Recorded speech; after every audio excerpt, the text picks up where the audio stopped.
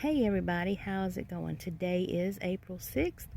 I am out here finishing up the figs. I didn't get them done last night, so I put a little bit of water in them, just a little bit, and wrapped them back up and put them back in my refrigerator in the crisper section so that they would be nice and cool, because when they're in storage you want them to be in a refrigerator so that they don't lose moisture.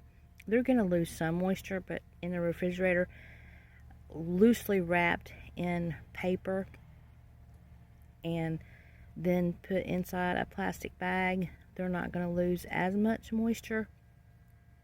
But these, I am almost positive, have been in the refrigerator since October. I think that's when I got these. I still didn't look to see exactly when I purchased them, but I do want to say that it was October. So they have been in my refrigerator all that time, and they're looking good. And I showed you what the ones yesterday looked like. They were the worst of the bunch, but there is still this one here, and this one here has some nice green on them. The other ones don't look so well, but I went ahead and stuck them anyway because you never know. And this is the name of those. I couldn't find it last night. I guess I was tired, but that is what the name of these are. I've never heard of these. I don't know anything about this kind of fig. Well, I don't know a lot about figs anyway. The only one I've ever seen is Chicago Hardies and brown turkeys. And Celeste. I have a Celeste that I bought last year. But those are the three that I've ever heard of. I've heard of more since, I've started looking into figs. But growing up, Chicago Hardy and the Celeste and brown turkey were the only ones that I had any knowledge of. But these are Chicago Hardies, and I cut them on the ends to make a fresh cut, and I did go ahead and scrape them. I'm going to dip them in the Hormedin and try to get as much of it off as I possibly can. The reason I cut them was because the ends had dried and they weren't looking that great, and you want to have a fresh cut to make sure that you're going to be able to get some roots on them.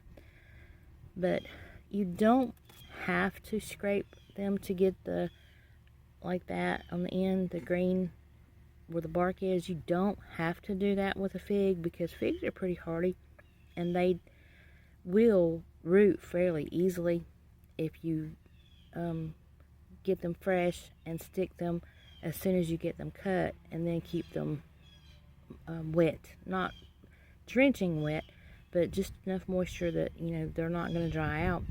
They tend to root really easily. I have rooted brown turkeys in the past and had a lot of success with that. Anyway, that's what I did. I'm going to dip them.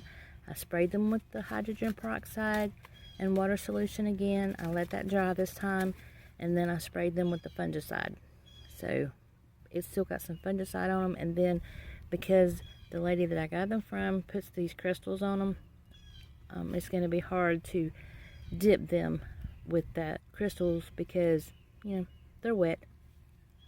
But anyway, that's what I've got going on today. If you have any questions, leave them in the comments, and if you would like to watch the progress of how these are developing, leave me a comment and tell me that you would like to see the progress of how the figs are doing.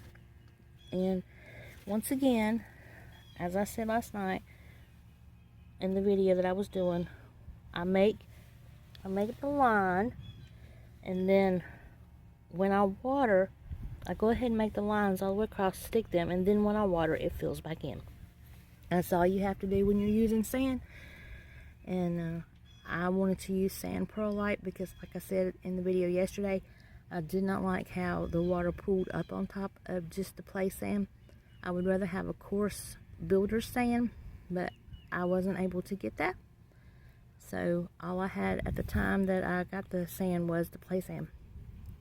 But we can get sand here from somebody that, I guess they dredge the creeks around here. I don't know, but anyway, they sell sand for $7 a ton. Well, that's how much it was when we got it last year. I believe it was last year we got some. It was $7 a ton.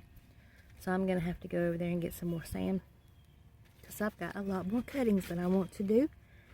But anyway, I have yammered on. If you made it to the end of the video, thank you for listening. Thank you for watching. I appreciate each and every one of you.